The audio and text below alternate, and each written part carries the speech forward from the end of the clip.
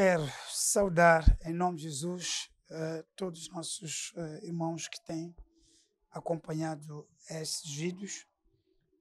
Em nome de Jesus, que Deus dê graça e, e o entendimento.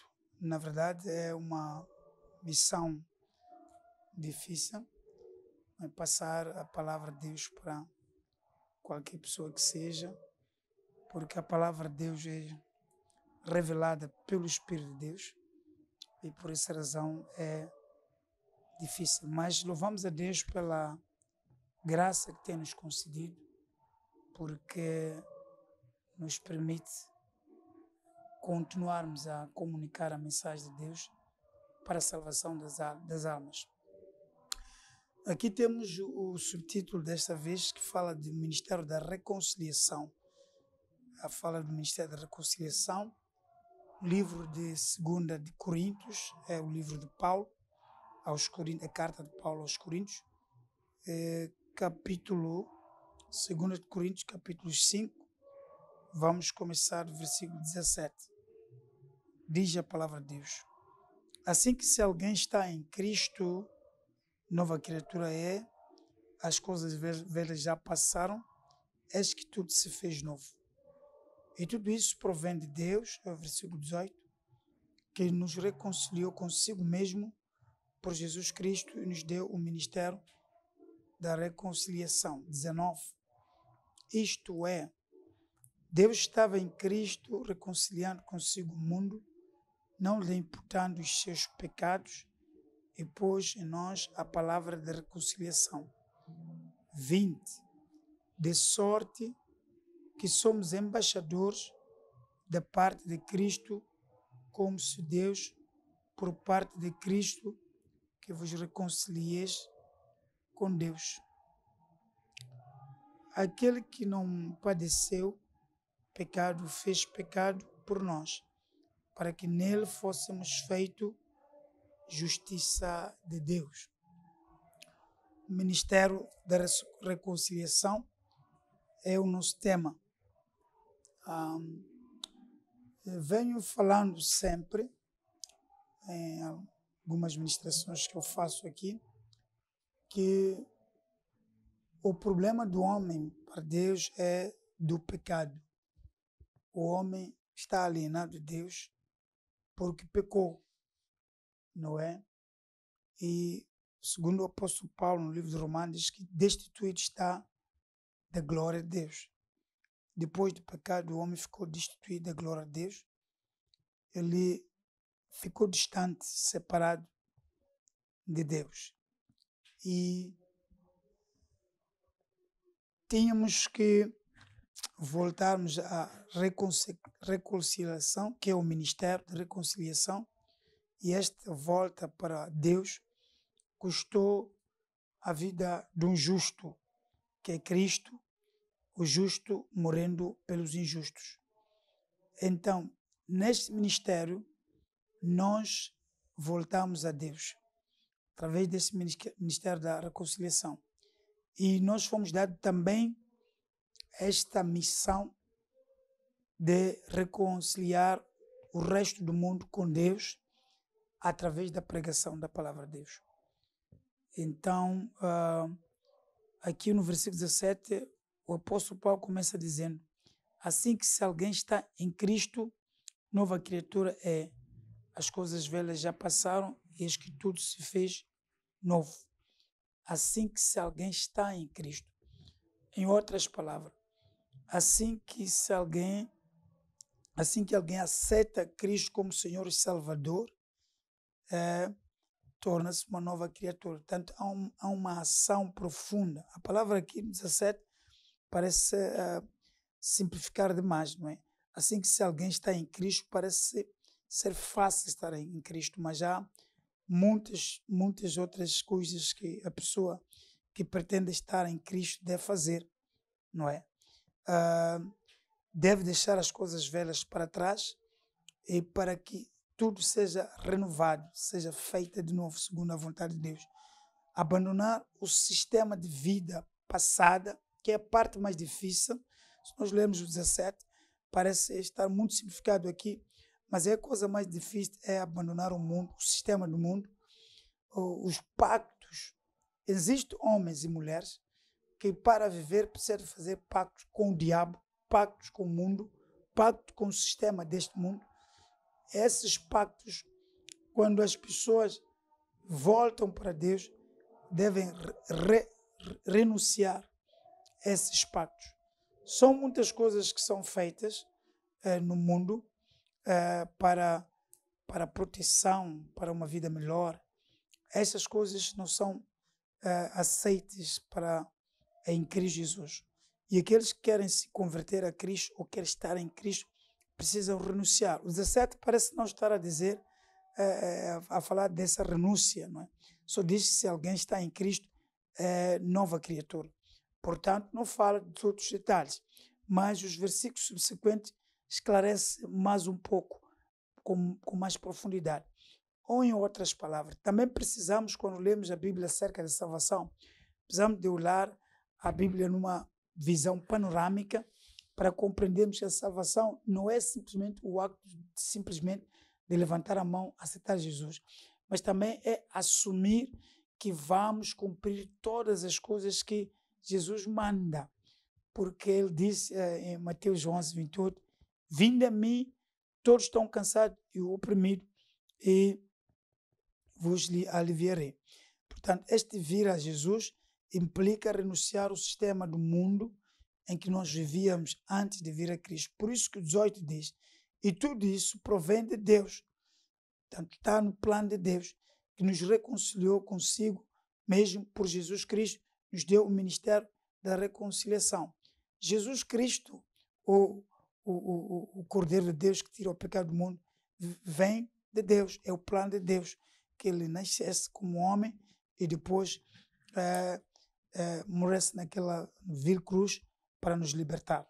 Agora, diz o 18 que tudo isso provém de Deus. Todo este programa da reconciliação provém de Deus. Ele é que nos reconciliou consigo mesmo por Jesus Cristo. Portanto, usando o sacrifício expiatório do seu Filho Jesus Cristo, ele permitiu este ato de reconciliação e nos deu o ministério da reconciliação. A tarefa a seguir que uma pessoa que está reconciliada com Cristo tem é de receber o ministério da reconciliação. Este ministério é o trabalho que nós temos como crentes de continuarmos a buscar as pessoas perdidas para a reconciliação, trazer de volta aqueles que se vão perdendo por aí. 19. Isto é, Deus estava em Cristo, aqui está mais profundamente esclarecido, Deus estava em Cristo reconciliando consigo o mundo, não lhes imputando os seus pecados, e pôs em nós a palavra da reconciliação. Algumas Bíblias dizem o ministério da reconciliação. Então, no ato da reconciliação, Deus não estava a colocar, a imputar o pecado ao mundo, mas estava simplesmente nesta tarefa de reconciliação. O Senhor estava a nos perdoar devidamente o pecado que nos fez alienar de Deus, o pecado que nos separou de Deus. Ele estava nos perdoando e pôs em nós a palavra, colocou em nós o ministério, o dom, a capacidade de podermos proferir uma palavra que pode aliviar também aqueles que estão debaixo da lei ou do pecado. O 20 diz, de sorte que somos embaixadores da parte de Cristo, como se Deus por nós rogasse. Rogamos-vos, pois, da parte de Cristo, que vos reconcilieis com Deus. Os ministros da reconciliação, temos o Paulo, temos tantos outros, que no nosso tempo também, os ministros da reconciliação é como se estivessem a rogar, tanto aos perdidos, para voltarem a Deus, não é? E colocou em nós a palavra de reconciliação, como estivéssemos nós a rogar da parte de Cristo para que o mundo se reconciliasse com Deus, através de Cristo. É por isso que nós pregamos Cristo, falamos de Cristo como o nosso Redentor. e falamos às pessoas acerca de Cristo. É isso que o mundo precisa saber acerca de Cristo. Aquele que não conheceu o pecado, Cristo, na sua vida humana, não conheceu o pecado, quer dizer, não praticou o pecado. Deus o fez pecado por nós, para que nele, em Cristo, neste caso, fôssemos feitos justiça de Deus. Portanto, o versículo 17 diz: se alguém está em Cristo, mas os versículos subsequentes começam a esclarecer, tanto o que Deus fez através de Cristo. O que Deus fez naqueles que renunciaram ao mundo para Cristo. Então, esses versículos subsequentes deixam esclarecido. Agora, o que estamos a dizer é: estar em Cristo significa renunciar ao mundo, abandonar as práticas mundanas para Cristo. Portanto, há muitas práticas mundanas que são abominação para Deus. Consultar aos curandeiros, por exemplo, consultar aos mortos e muitas outras práticas estranhas. Nós não podemos pertencer a Cristo assegurando as nossas práticas tradicionais, assegurando aquilo que nós fomos comunicado, transmitido pelos nossos ancestrais antes de Cristo. Portanto, nós não podemos, precisamos de renunciar. E é isto que faz com que, se alguém está em Cristo, ou em outras palavras, se alguém renunciou ao mundo, está em Cristo, torna-se uma nova criatura, e as coisas velhas, o velho homem e as suas práticas foi abandonado. Então, família em Cristo, é bom estar em Cristo. É necessário estar em Cristo. Aqueles que estão no mundo ainda vivendo a vida do mundo não conhecem Cristo. Existe no mundo religioso muitas formas de negar Cristo que são aplicadas no sistema religioso. Mas aqueles que estão em Cristo, na verdade, eles renunciaram a esse sistema e estão vivendo para Cristo. E tudo isso provém de Deus, que nos reconciliou consigo mesmo por Jesus Cristo. Esta ideia da reconciliação, da salvação em Cristo Jesus foi, primeiro, desenhado por Deus, ou melhor, arquitetado por Deus, e nessa altura que Deus estava a fazer este plano de salvação, ele tinha em mente o seu Filho Jesus Cristo, o justo, que iria ser entregue como um sacrifício expiatório. Temos algum problema com os judaizantes aqui nesta parte da entrega de Cristo como bode expiatório, porque realmente eles alegam que Deus não seria justo assim, que para justificar os ímpios precisa de entregar seu próprio filho, matar para salvar. Esse Deus é impotente, não serve. Mas os próprios judeus mesmo, naquele tempo, eles sabem muito bem que para se aproximar a Deus precisavam de entregar o animal. E aquele animal era degolado para o sangue vertido lá no altar. Através daquele sangue, daquele animal, este pecador entrava no trono de Deus, apelava ao perdão diante de Deus. Esses judaizantes vão acreditar no que estou a dizer. Eles faziam isso. Então, realmente, mas o animal que era degolado é inconsciente, aquele animal é irracional, aquele animal não estava a saber o que estava a fazer em relação ao pecador. Tanto aquilo tudo, o livro de Hebreus diz que era sombra das coisas dos bens futuros. Então, era sombra daquilo que Cristo mais tarde vem cumprir. Portanto, não é verdade que, na verdade, o Senhor Deus entregou seu Filho para morrer, quer dizer, não fez nenhuma justiça entregar seu Filho para morrer em nosso lugar. Isso não é verdade, porque até mesmo no sistema tradicional de sacrifícios cruentos dos judeus, havia uma vítima, que era um animal que era degolado nos holocaustos, né? Era morto. E aquele animal, na verdade, não era definitivo. A lei não era definitiva. A lei era aio. E Paulo explica mais tarde, em alguma parte, isso era aio. A lei nos levava a Cristo. Então, realmente, chegando Cristo, o verdadeiro Cordeiro de Deus. Lembre-se, famílias, que o próprio João Batista, quando viu Jesus, disse que eis o Cordeiro de Deus que tira o pecado do mundo. E esta pronunciação de João Batista era a confirmação de que o verdadeiro cordeiro é Jesus, não aquele animal. Aquele animal era expiatório, aquele animal era uma figura, aliás, que mostrava que o futuro bode expiatório seria um homem como nós. Então, um homem pode salvar o homem, não um animal a salvar o homem. Então, na prática, estar em Cristo implica isso, implica abandonar o mundo, o sistema tradicional, de tudo que se fez no passado, na nossa vida.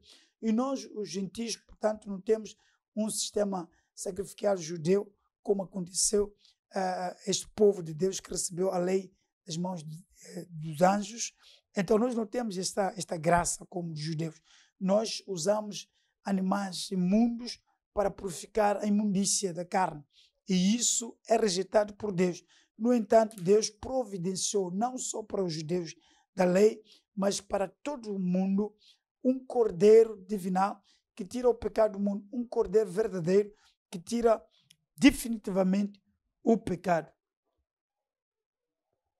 Pelo que muitos desejamos, diz aqui o 18, aliás, tudo isso provém de Deus que nos reconciliou consigo mesmo por Jesus Cristo e nos deu o ministério da reconciliação. Isto é, Deus estava em Cristo. Está aqui este versículo, confirma que Deus estava em Cristo reconciliando consigo o mundo, não lhe imputando os seus pecados e pôs em nós a palavra da reconciliação. Tanto não vem para acusar. Outra palavra de Deus diz que Deus não veio para condenar o mundo, mas para salvar.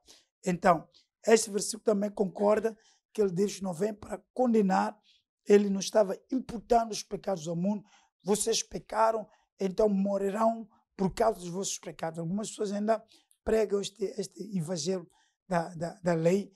Vocês devem morrer porque pecaram, mas Deus aparece oferecendo sacrifício, oferecendo solução. Isto é, Deus estava em Cristo não para imputar os pecados, mas para perdoar. Então aparece e diz, olha, vocês estão perdoados porque Cristo morreu. Então Cristo, como o nosso propiciatório, ele morreu no nosso lugar. Ele aplacou a ira de Deus contra o pecado. Deus estava irado contra o pecado. Então nós éramos pecadores, claro que éramos atropelados por este pecado. Então ele aplacou a ira e nós estamos salvos. Se está alguém que ainda não aceitou Jesus, está me escutando aí desse lado, por favor, reconcilie-se com Deus através de Cristo e aceita Cristo para a salvação. A oração que deve fazer é simples de entrega a Deus. Eu oro e podes repetir as palavras que eu vou falar aqui, em nome de Jesus. Levantando a sua mão, dando a sua vida a Cristo, porque é preciso reconciliar primeiro com Cristo antes de conseguir as bênçãos que precisam. Há muita gente que corre atrás das bênçãos, mas a bênção maior é aceitar Jesus como Senhor e Salvador. Todas as outras coisas provêm de Deus. Todas as outras coisas vão seguir. Diga comigo, se crê em Jesus, diga comigo, Senhor Jesus, eu aceito como meu Senhor e Salvador. Entrego a minha vida em suas mãos, salva-me, liberta da minha vã maneira de viver, liberta-me da tradição hereditária, liberta-me da natividade. Eu quero seguir a Cristo Jesus. Agora sei que o Senhor entregou seu Filho unigênito para que todos aqueles que nele creem, em Jesus Cristo creem, tenham vida eterna. Eu aceito o Senhor como meu Senhor e como meu Salvador a partir de agora e adiante. Quero viver para o Senhor, para a glória de Deus. Senhor, perdoa os meus pecados, limpa todos os meus pecados e eu quero estar bem com o Senhor, para a glória de Deus Pai, é o nome do Senhor Jesus, agora e para todo sempre. E Deus de Abraão, Isaac e Jacó, dê graça àquele que vai acompanhar esta ministração e aceitou Jesus como Senhor e Salvador. Dê graça, procura uma igreja evangélica perto da sua casa e dedique a sua vida lá para servir. Somos salvos para servir. Não é só salvação para nós estarmos na igreja, mas é para salvos para servir.